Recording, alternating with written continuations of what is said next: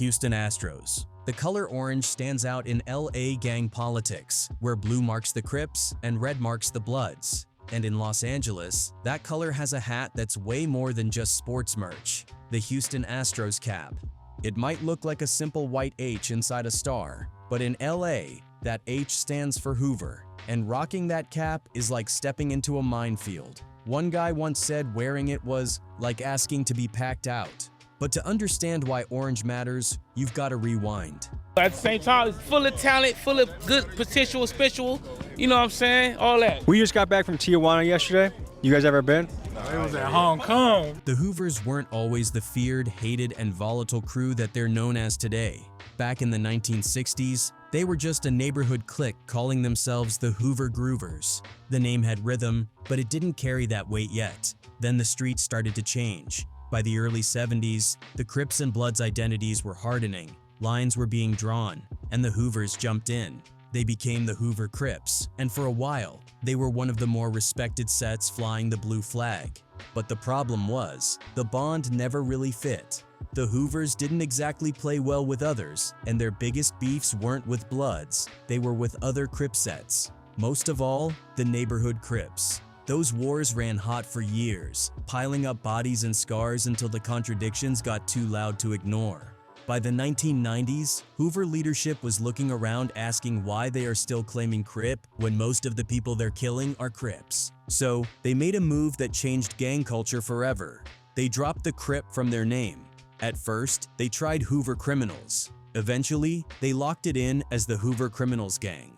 And this wasn't just a rebrand. It came with a whole new philosophy. No more sticking to one war, one set of enemies. The code was brutally simple: anybody killer or everybody killer. Them took a blue rag, put it down, said our C don't mean Crip, it mean criminal. And now we inside with the Bloods, we everybody killer. We CK, we Crip killing and Blood killing. That mentality still bleeds out of their walls and alleys today. Spray-painted orange tags shout HCG, while CK, Crip Killer, and BK, Blood Killer, make it clear that no one is safe. That's the part that makes the Hoovers so notorious. They're not just enemies of one crew, they're enemies of almost everybody. I heard what the term EBK means, and it sounds kind of intense. Everybody killer. Everybody killer. Everybody killer for sure. That's a lot of people. Everybody? Everybody is everybody. Their turf, running down Hoover Street between Vermont and Figueroa, feels like a pressure cooker. One guy once described the intersection at 94th and Vermont as a wasteland, because on one side, you've got the Hoovers, and on the other, the massive 18th Street gang. That's a recipe for chaos at any given second. Money and violence built that reputation. In the 80s, when crack exploded across LA, the Hoovers weren't just hustling on the corner, they were moving serious weight. Some of their sets were reportedly clearing $1 million a year just from their drug spots. With that kind of money, expansion was inevitable. They started spreading to other cities: Seattle, Portland, even all the way to Houston, where that Astros hat became more than just a symbol. Nowadays, they even have a footprint overseas. But success brought attention, from cops, from feds, from everybody. And that attention has never let up. In 2025, federal agents launched Operation Broken Blade, a huge sweep targeting Hoover members who were running a trafficking ring along Figueroa. The details were sick: victims as young as 14 being exploited in a system that was organized, ruthless, and cold.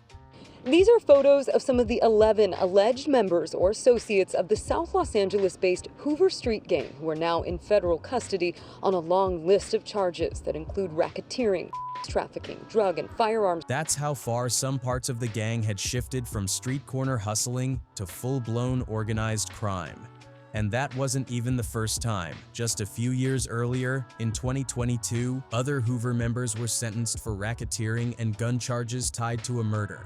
Their enemy list is basically a roll call of LA gangs: Neighborhood Crips, Rollin' 20s, Neighborhood Bloods, Black P Stones, Sureños like South Los 13, the list goes on.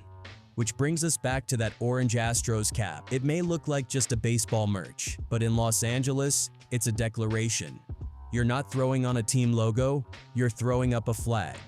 And in a city where the Hoovers have beef with almost everybody, that orange star might as well be a bullseye.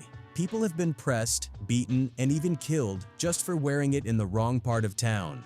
That's how little it takes to turn you into a target.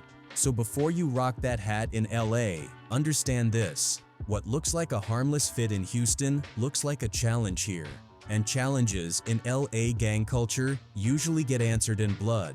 Seattle Mariners. The blue fits right in with the Crip color scheme, but that big silver S stitched on the front doesn't stand for Seattle. It stands for 60. This is the signature hat of the Rollin' 60s neighborhood Crips, one of the largest, most infamous, and most influential street gangs Los Angeles has ever produced. You are now rocking with the Rollin' 60s and Star Quality ENT. Let's get it.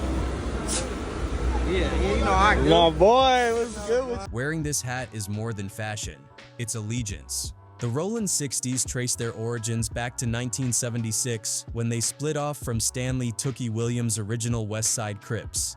What started as another clique in South Central grew into a monster.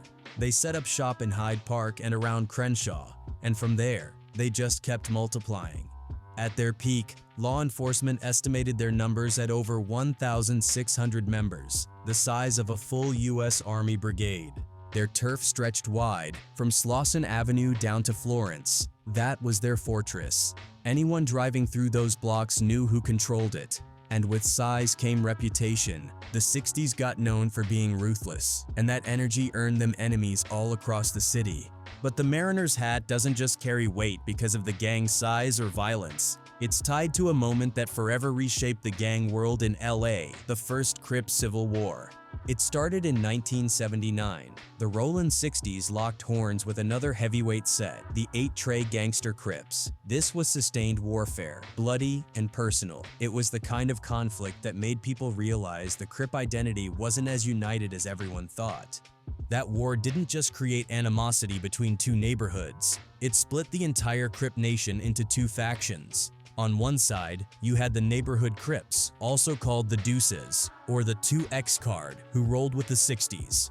On the other side, you had the Gangster Crips, known as the Trays or 3X card, who sided with the 8-Trays. In 1979, along with Tookie's arrest, was the start of the 8-Tray Rollin' 60s war. And that line in the sand never really got erased. Decades later, the war still lingers. The Rollin' 60s stand as the cornerstone of the neighborhood Crip alliance, and their biggest enemies remain the 8-Trays. But that's not the end of it. Their list of rivals also includes the Hoover Criminals, the Inglewood Family Bloods, and the Black Pea Stones.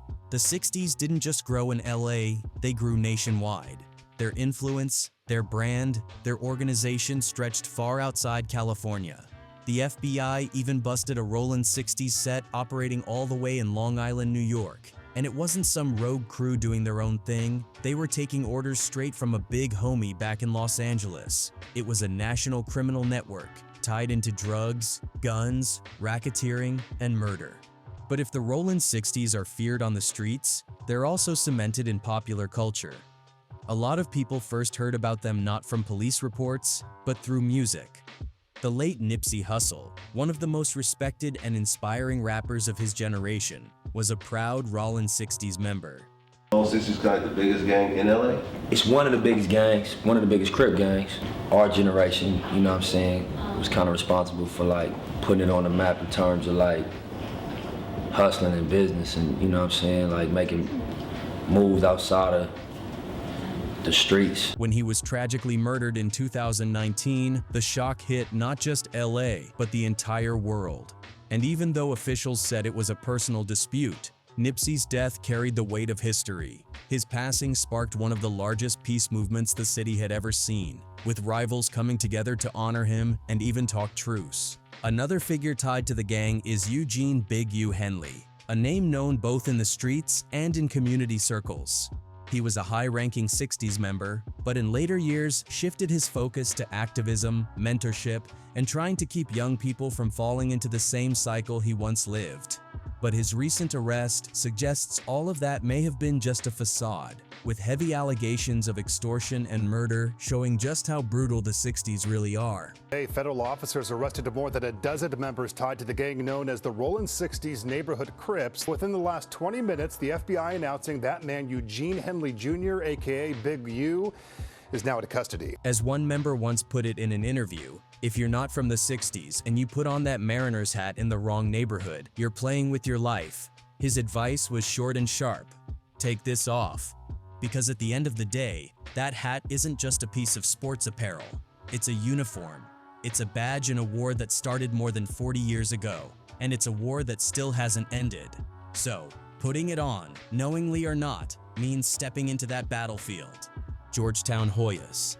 That bold, blue and gray G stitched across the front stands for Georgetown in Washington, D.C.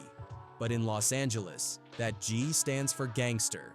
This hat is the calling card of the 8 Trey Gangster Crips, the set that became the foundation of the entire Trey, or 3X alliance. Hey, Trey Gangster. It's a whole lot of looks outside. Dub Steezy, shot. Not that shit. Hey, Trey. And rocking this cap in LA doesn't just represent a gang, it represents a war. A feud born on 83rd Street that split the Crip world in two and spilled blood for decades. The 8 Trey Gangster Crips, known on the streets as ETGC, emerged in the mid-1970s.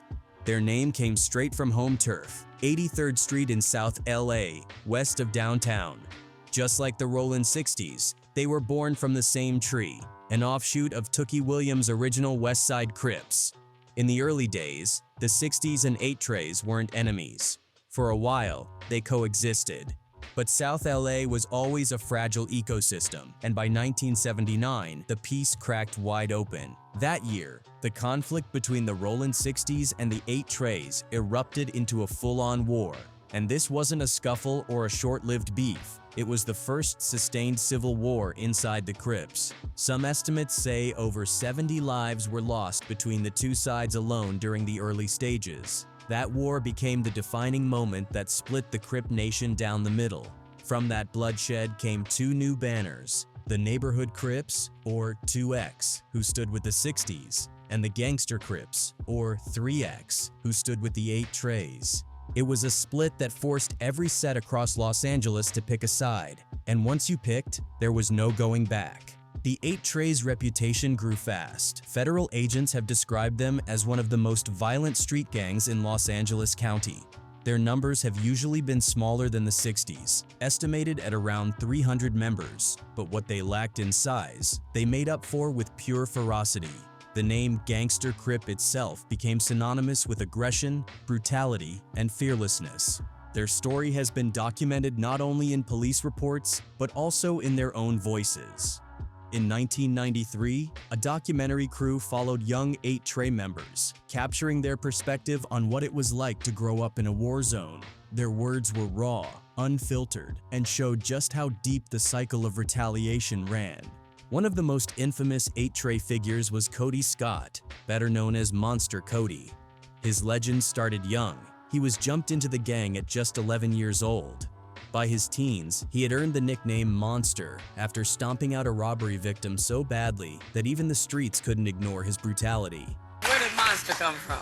The name? Yeah. Because America produced me, but the name came from a beating that I had given a guy, okay. And the dude hit me in the face, and then we chased him and beat him, and stomped him and disfigured him, and the pigs, police, was saying that whoever had did this to this cat was Monster. He was deep in the middle of the war. He shot and attacked dozens of Rollin' 60 members. It got so bad that a woman named Elisa Burks McKnight, who lost several nephews to the war, claimed that Monster Cody captured one of her nephews, chopped him up, and kept his arms as trophies. And he was only 16 at the time. Monster Cody did an interview, and he said that he brought somebody's arm. You mean to tell me that story is real? Yes, that was Jay Blake's arm. It was real. He did bring an arm back. They chopped him up and put him in front of Jefferson High School. His reputation became both a badge of honor and a burden.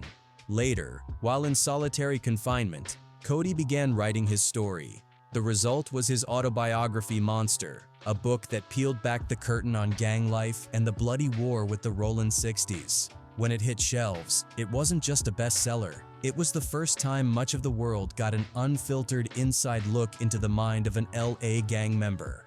The Hoyas G isn't just for the 8 Treys, it became the flag for the entire Trey Alliance. Sets across LA that identified with the gangster card adopted it as their symbol. Some also rocked the Texas Rangers cap, using the T to stand for Trey in the streets. Even the name Hoyas itself got flipped into a hood acronym, Hoovers on your ass, a nod to the longtime bond between the 8 Treys and the Hoover criminals. But like all things in LA gang politics, even alliances aren't simple. Yes, the 8 Treys roll with the other gangster Crip sets, but the streets are layered with contradictions, betrayals, and shifting truces. For example, certain Trey sets, like the 40s, have at times linked up with their supposed enemies on the neighborhood side. That kind of move earned them a new name, 4 Traitors, from their fellow gangster Crips, who saw it as straight-up betrayal. And that brings us back to the Georgetown Hoyas hat. To the average person, it's just college merch. But in LA, it's a war banner. It's a direct challenge to the Rollin' 60s and, by extension, to every set that rides with the neighborhood card. Putting on that G in the wrong neighborhood isn't just risky, it's disrespect on sight. Los Angeles Angels, a bright red cap with a haloed A on the front. To millions of baseball fans, it's the Los Angeles Angels. But in the unincorporated Athens area of South LA, that A stands for Athens, and the red represents the Bloods Alliance. Out here, this hat is the primary symbol of the Athens Park Bloods, a neighborhood gang whose reputation for violence didn't just stay local. It grew, spread, and eventually turned into a multi-state operation, transforming their cap into a symbol with consequences far beyond Los Angeles. I know I'm Athens Park Blood.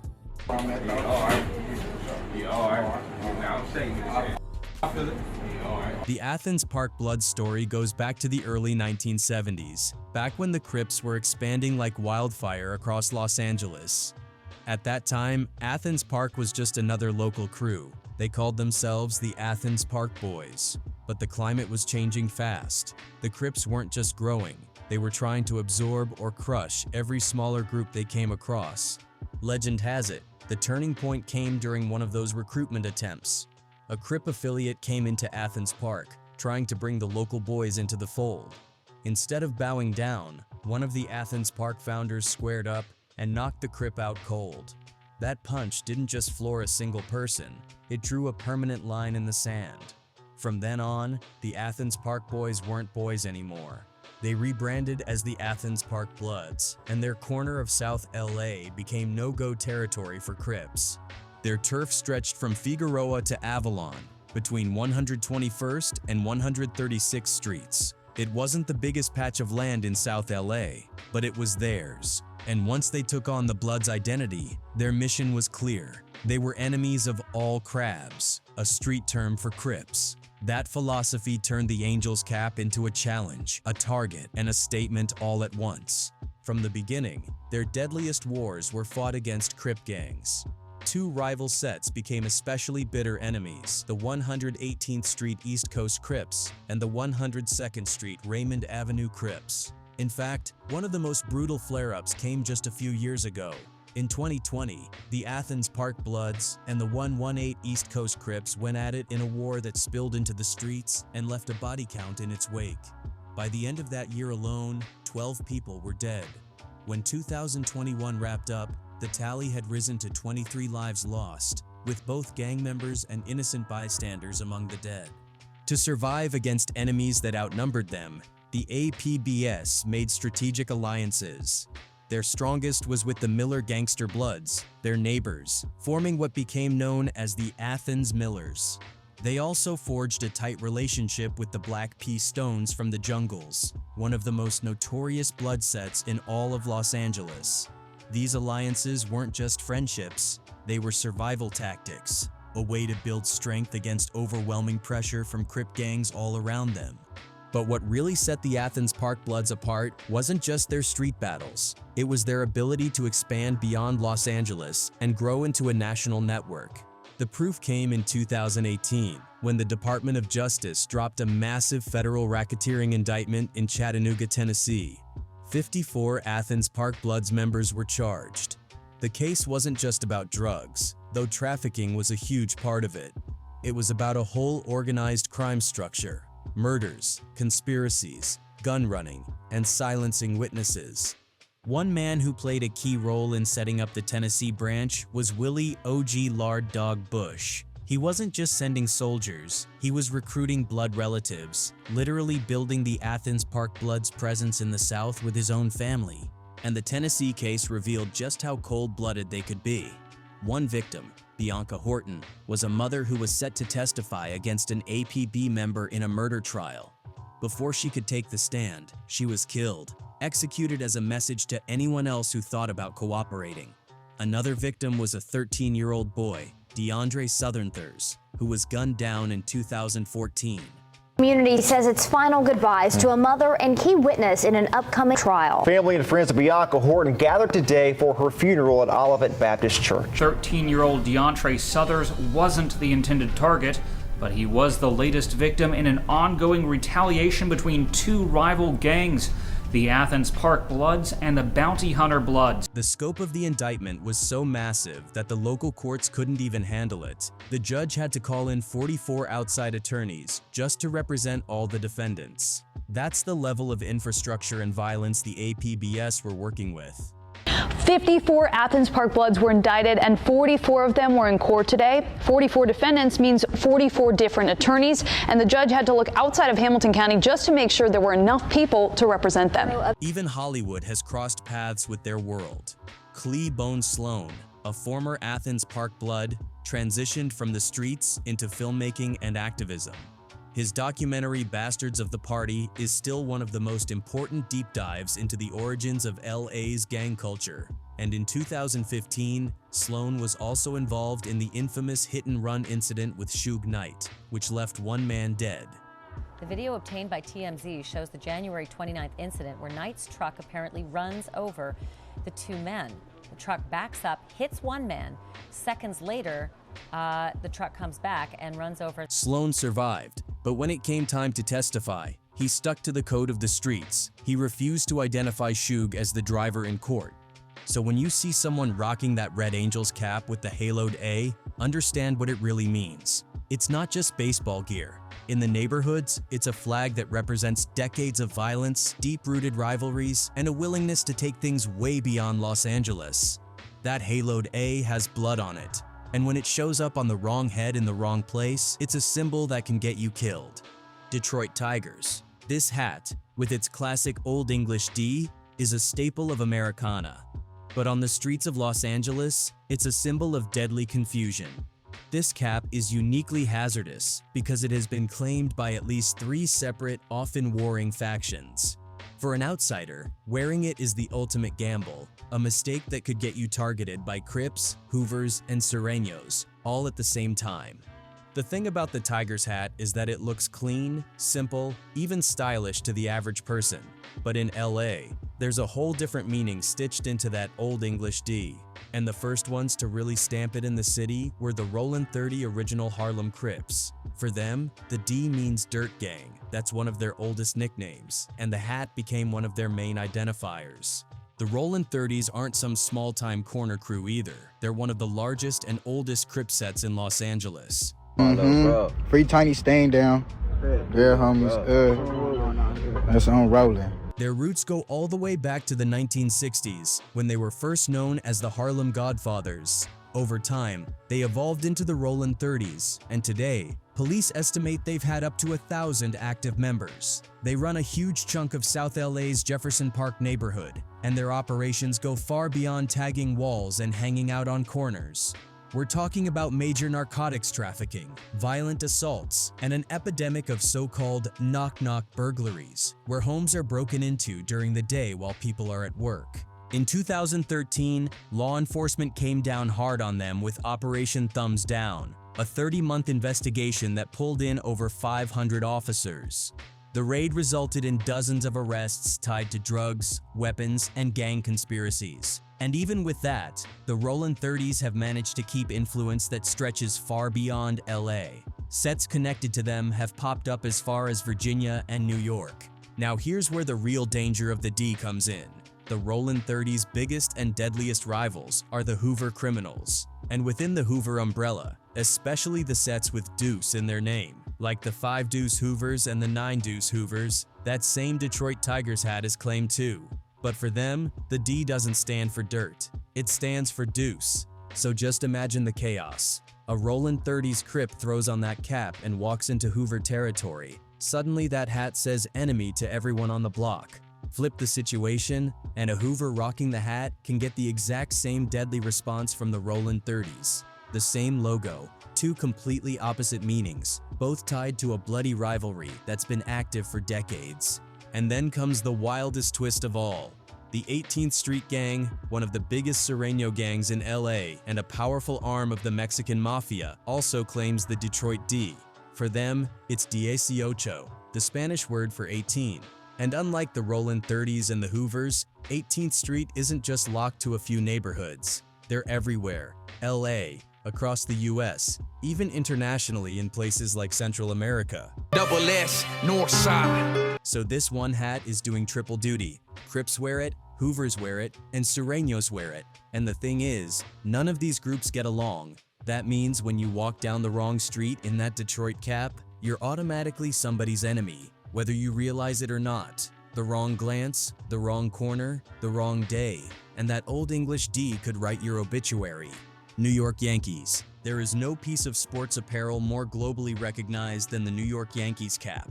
It's a symbol of a baseball dynasty. But in Los Angeles, that iconic interlocking NY carries a different, heavier meaning. The blue color is for the Crips, but the N is universally understood on the streets to stand for one thing: neighborhood. This hat is the banner for the neighborhood Crips, a massive super alliance of over 20 different sets, representing one side of the largest and longest-running internal war in LA gang history.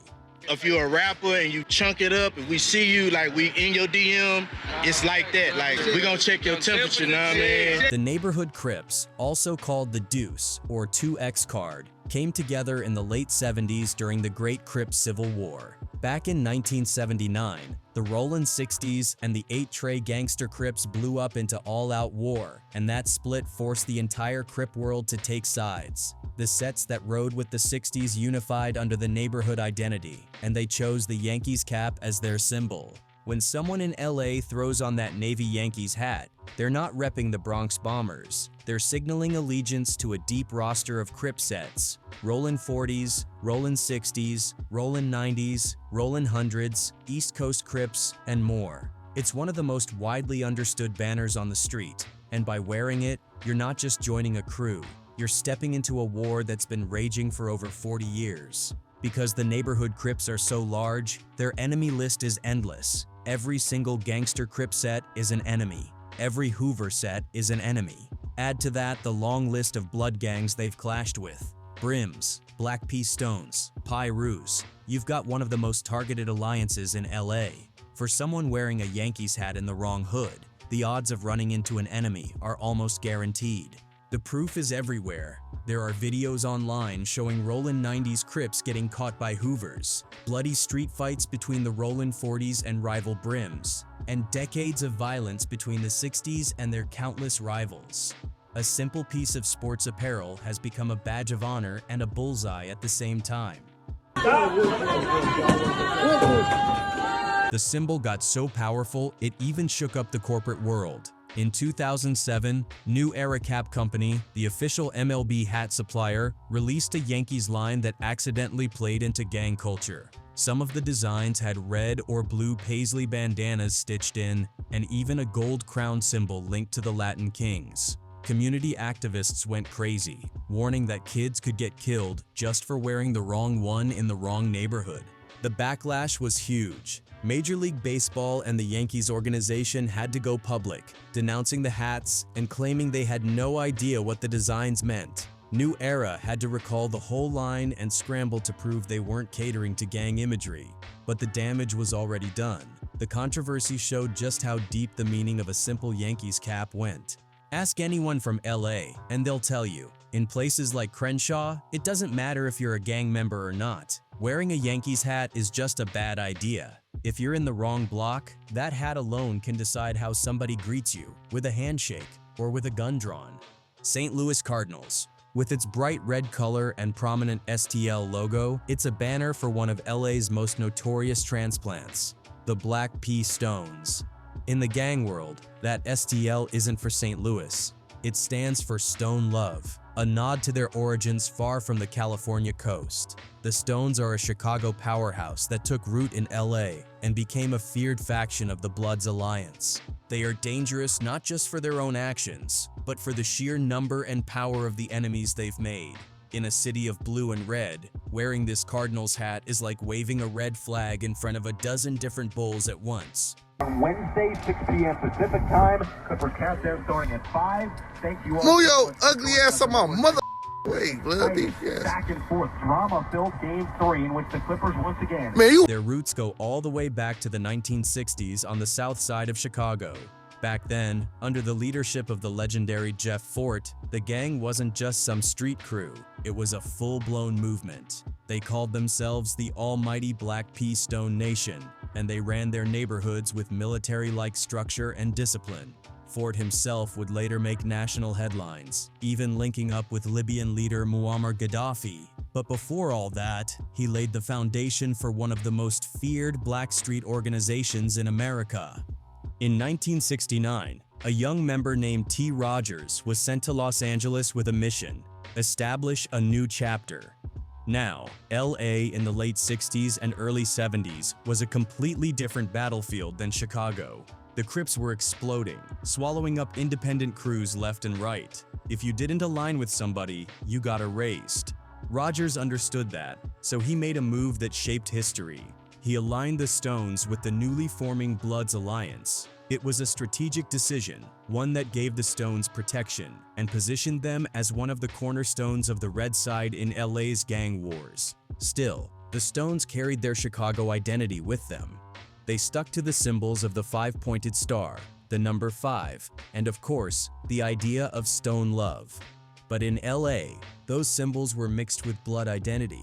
They weren't just an import anymore. They became one of the most feared blood gangs on the West Coast. They planted themselves in two strongholds. First were the City Stones, who claimed turf around the Mid-City area.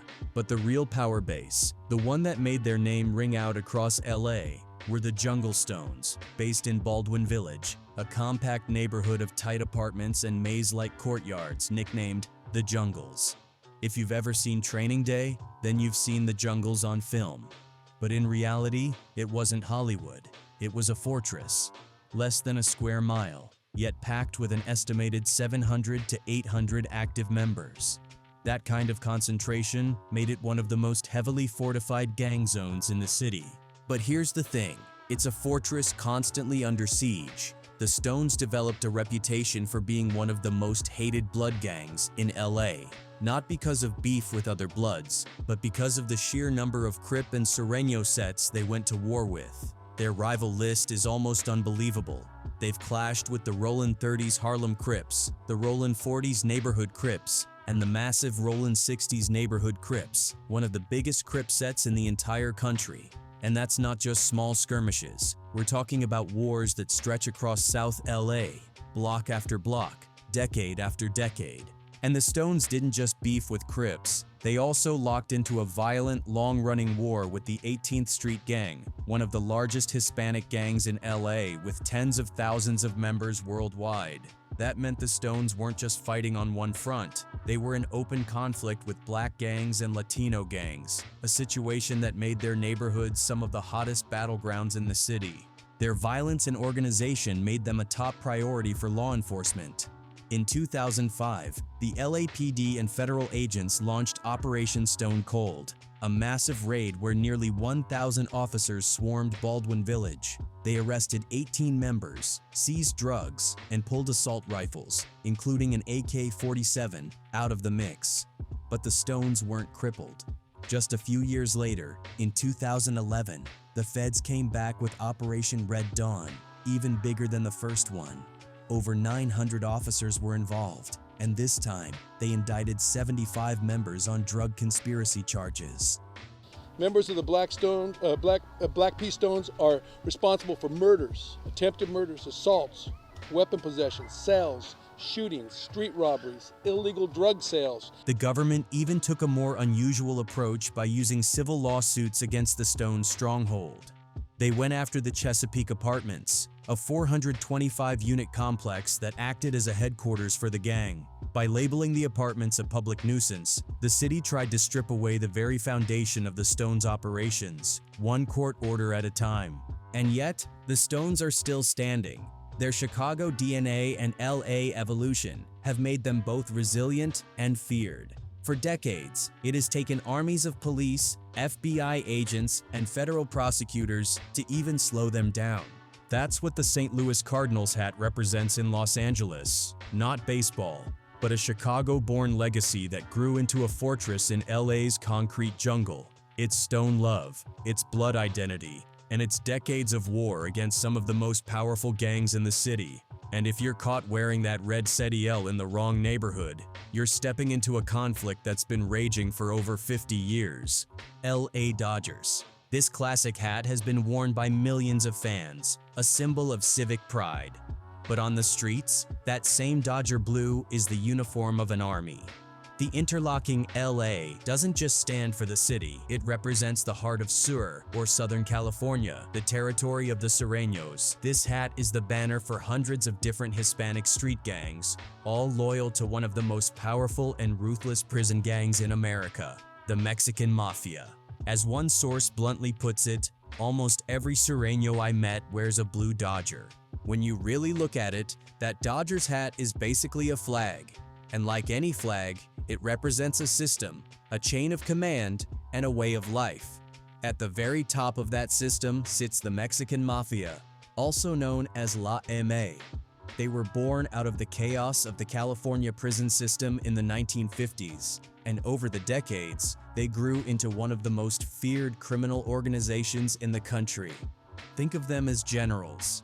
They don't need to be on the streets. They give the orders, they collect the taxes, and their word filters down through layers of soldiers. Those soldiers are the Sureños, Southern California street gangs that take their orders from La M. That connection is baked right into their identity with a number, 13. The 13th letter of the alphabet is M for Mexican Mafia. That's why so many gangs you hear about, Florencia 13, Playboys 13, the massive 18th Street Gang, carry the number in their name. That identity didn't come out of nowhere. It was shaped in blood, in a prison war that split California in half. Inmates from the south of the state fell in line as Sureños. Inmates from the north banded together as Norteños, who take their orders from Nuestra Familia, the enemy of La M.A. That's where the other number comes in, 14. For N, the 14th letter, Norteños rep red, Sureños rep blue. And to this day, the line between them is one of the hardest divides in American gang culture. For decades, these two groups have been killing each other across yards, cells, neighborhoods, and entire cities. So if you're in Northern California, walking into the wrong neighborhood with a blue Dodgers cap, it can literally cost you your life. And that's only part of it, because the Sureños' list of rivals doesn't stop with the Norteños. Almost all blood sets are considered enemies. Any gang that doesn't fall under the Mexican Mafia's umbrella is fair game too. And the thing about the Sureños is they're everywhere. They started as a Southern California movement, but now they've spread across the US. You'll find them in Arizona, Nevada, Texas, even as far as the Midwest and East Coast. Their influence is like a web, and with it comes their uniform. That means a Dodgers hat, which might look like harmless sports gear in one city, could get you targeted in another. Their business is just as widespread as their territory. Murder, extortion, drug trafficking, weapons, even human trafficking. It's all part of the machinery that pumps money back up the ladder to La M. The whole operation is basically a criminal franchise system. Local gangs run the streets, collect revenue, and keep the Mexican Mafia's name alive. In return, they get protection, respect, and the backing of one of the most dangerous organizations in the country. And sometimes, that overlap between sports culture and gang culture spills over in ugly ways. Take 2011 at Dodger Stadium. A Giants fan named Brian Stowe was just there to watch a ball game. Wrong team, wrong place. He got jumped and beaten so badly by men repping Dodger blue that he ended up in a coma. That was a reminder of how blurred the line has become between fan colors and gang colors. For a lot of people, it's not about baseball at all. That hat isn't cheering for the Dodgers. It's claiming Sir, claiming the South. Now, to make things even more complicated, not only Sureños wear the Dodgers cap. Because it's blue, some Crip sets, like the Lantana Block Compton Crips, also rock it as part of their identity. That creates a gray area where outsiders might not even know what signal they're sending. In the wrong place, that LA on your head isn't cheering for the Dodgers. It's declaring war, whether you realize it or not.